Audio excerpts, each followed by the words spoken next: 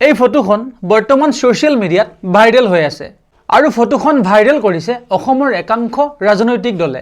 এতিয়া আমি সকলোৱে চিনি পাওঁ যে তেখেত অসমৰ মুখ্যমন্ত্ৰী, তেখেতৰ সৈতে তেখেতৰ জীয়ৰী আৰু তেখেতৰ লগত থকা ব্যক্তিজন আমি চিনি নাপাওঁ। কিন্তু ফটোখনত লিখিছে হিমন্ত বিশ্ব শৰ্মাৰ জীয়ৰীৰ মিয়া যুৱকৰ সৈতে সম্পৰ্ক। খবৰ অনুসৰি মুম্বাইত লিভ ইন ৰিলেশ্যনশ্বিপত আছে মুখ্যমন্ত্ৰীৰ জীয়ৰী। সেইবাবে হিমন্ত বিশ্ব শৰ্মাই মিয়া আৰু লাভ জেহাদ বুলি চিঞৰি থাকে নেকি? এই ফটোখনত কমেণ্ট কৰা মানুহৰ সংখ্যা অগণন আৰু বহুতে লিখিছে যে মুখ্যমন্ত্ৰীয়ে নিজৰ জীয়েকক চম্ভালিব নোৱাৰে আৰু তেখেতে অসমৰ জীয়ৰী বোৱাৰীক চম্ভালিব যায়। আমি সকলোৱে জানো যে এই ফটোখন আচলতে ৰিয়েল নহয় আৰু এই ফটোখন শ্বেয়াৰ কৰা যিখিনি মানুহ, সেই মানুহখিনিয়েও জানে যে এই ফটোখন ডুপ্লিকেট AI দ্বাৰা বনোৱা। সমাজখনত মুখ্যমন্ত্ৰীক বদনাম কৰিবলৈ এই পদক্ষেপ লোৱা হৈছে আৰু সেইসকলে ভাবিছে যে এই ফটোখন শ্বেয়াৰ কৰিলে মুখ্যমন্ত্ৰীৰ ৰাজনৈতিক ভেটি কিছু হ'লেও খহিব। এতিয়া চাওক, যদি আপুনি ভাবে যে মুখ্যমন্ত্ৰীৰ সন্মান লাঘৱ কৰি আমি ৰাজনৈতিক স্বাৰ্থসিদ্ধি পূৰণ কৰোঁ, তেনেহ'লে তেনে স্বাৰ্থসিদ্ধিৰ কোনো ভেলু নাই আৰু মানুহে ৰাজনীতিৰ নামত ইমান নিকৃষ্ট কাম কৰিব নাপায়। সেই ফটোখন ডুপ্লিকেট বুলি অসমৰ প্ৰায়ভাগ মানুহে জানে, কাৰণ মুখ্যমন্ত্ৰীয়ে নিজে সেই ফটোখন আজি 2 মাহমান আগত ছ'চিয়েল মিডিয়াত আপলোড দিছিল আৰু সেই ফটোখনত লগত থকা ব্যক্তিগৰাকী আছিল বলিউডৰ এগৰাকী বিখ্যাত অভিনেতা। এতিয়া মই দেখুৱাই আছোঁ আচল ফটোখন কি আছিল। এইখন চাওক, এইখন হৈছে আচল ফটো, য'ত মুখ্যমন্ত্ৰীক তেখেতৰ জীয়ৰীৰ সৈতে কাৰ্তিক আৰিয়ানৰ লগত দেখা গৈছিল। কিন্তু এই ধুৰন্ধৰ বদমাছকেইটাই সেই ফটোখনত থকা কাৰ্তিক আৰিয়ানক ডিলিট কৰি তাত এগৰাকী মুছলমান যুৱকক সোমোৱাই দিছে।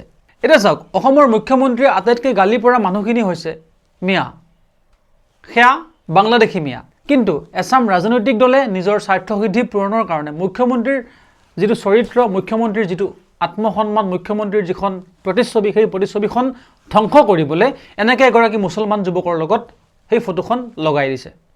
এতিয়া বদনামটো কাৰ হৈছে? মুছলমানৰ হৈছে।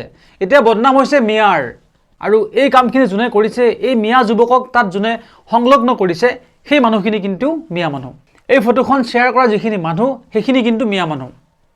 আপুনি যদি ভালকৈ বিচাৰি খুচাৰি চাই, এই ফটোখন প্ৰথমে শ্বেয়াৰ কৰা যিখিনি মানুহ, সেইখিনি কিন্তু মিয়া মানুহ। অসমৰ বিভিন্ন থানাত ইতিমধ্যে গোচৰ ৰুজু কৰা হৈছে। এই ফটোখন ভাইৰেল কৰা প্ৰতিগৰাকী ব্যক্তিৰ একাউণ্টৰ স্ক্ৰীনশ্বট লোৱা হৈছে আৰু ইতিমধ্যে পুলিচে নিজৰ আইনী প্ৰক্ৰিয়া আৰম্ভ কৰিছে। হয়তো কিছুদিন পাছতে সকলোবোৰ তথ্য ওলাই পৰিব, আচলতে ফটোখন বনাইছিল কোনে আৰু সেইসকল ব্যক্তিৰ খা খবৰ মুখ্যমন্ত্ৰীয়ে নিজেই কৰিব। এতিয়া মই ক'ব খুজিছোঁ, এগৰাকী মুখ্যমন্ত্ৰীৰ জীয়ৰী যদি আজি সুৰক্ষিত নহয় অসমত, তেনেহ'লে অসমৰ যিবোৰ সাধাৰণ মানুহ, সেই মানুহবোৰৰ ক্ষেত্ৰত কি হ'ব? এতিয়া মুখ্যমন্ত্ৰীৰ জীয়ৰী, মুখ্যমন্ত্ৰীৰ ঘৰৰ মেটাৰ, মুখ্যমন্ত্ৰীয়ে যিকোনো প্ৰকাৰে সেইটো হেণ্ডেল কৰিব। যদিহে কোনো মধ্যবিত্ত অথবা কোনো দুখীয়া ঘৰৰ ছোৱালী বা বোৱাৰীৰ ক্ষেত্ৰত এই কামটো হয়, তেনেহ'লে সেই ঘৰখনে, সেই পৰিয়ালটোৱে কি কৰিব? আচলতে ৰাজনৈতিক স্বাৰ্থসিদ্ধিৰ বাবে মানুহে ইমান নিকৃষ্ট কাম কৰিব নালাগে। তাৰোপৰি তেখেত হৈছে আমাৰ অসমৰ মুখ্যমন্ত্ৰী, আমাৰ সকলোৰে তেখেত অভিভাৱক, তেখেতক আমিয়ে বাছনি কৰিছোঁ। তেনে ক্ষেত্ৰত যদিহে আমি আমাৰ ঘৰৰ মুৰব্বীগৰাকীৰ জীয়েকৰ সন্মানটো বচাব নোৱাৰোঁ, আমি আমাৰ ঘৰৰ মা, ভনী, খুৰীহঁতৰ সন্মানটো কেনেকৈ ৰক্ষা কৰিম? কথাবোৰ ভাবিবৰ হ'ল এনেকৈ ৰাজনৈতিক স্বাৰ্থসিদ্ধিৰ বাবে মানুহৰ সন্মান, আত্মসন্মান হানি কৰাটো, মানুহৰ আত্মসন্মান লাঘৱ কৰাটো কোনোপধ্যে ৰাজনীতিক চিন্তা হ'ব নোৱাৰে। কোনো ৰাজনৈতিক দলৰ আদৰ্শ নহয় যে কোনোবা মানুহৰ আত্মসন্মান, কোনোবা মানুহৰ যিটো চৰিত্ৰ, কোনোবা মানুহৰ যিখন প্ৰতিচ্ছবি, সেইখন হেয় প্ৰতিপন্ন কৰা সমাজৰ আগত। সমাজৰ কাৰণে ভাল কাম কৰিলে ৰাইজে নিশ্চয় ভোট দিব, কিন্তু এনেকৈ মানুহৰ বদনাম কৰি ভোট কোনেও ল'ব নোৱাৰে। সেয়া বিজেপি হওক বা সেয়া কংগ্ৰেছ, যোনেই নহওক কিয়।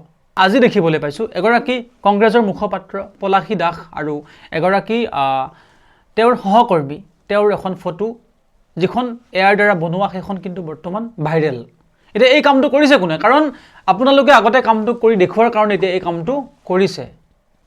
শেষত কম, ৰাজনৈতিক জীৱনত মানুহৰ ব্যক্তিগত জীৱন টানি অনাটো কোনোপধ্যে গ্ৰহণযোগ্য নহয়।